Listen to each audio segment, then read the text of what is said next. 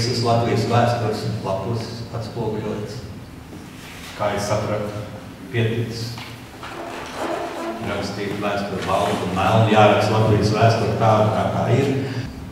Autora fantāzijai šāda ceļošana laikā, laikam ir tas labākais veids, kā realizēties.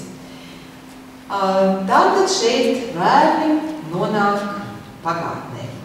Bet interesanti ir tas, ka pagātne ir cieši saistīta ar šodienu, jo šeit ir jaunās tehnoloģijas.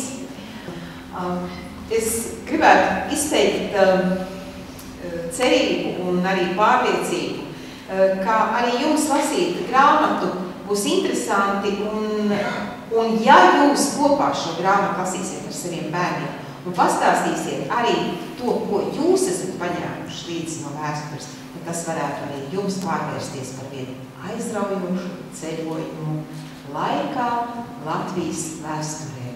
Tas varētu būt tas impulss šī grāmata, lai parunātu, lai pastāstītu, un lai jaunā paudze būtu tā, kura ir tas mūsu drošais valsts veidošanas pamats. Turpmāk.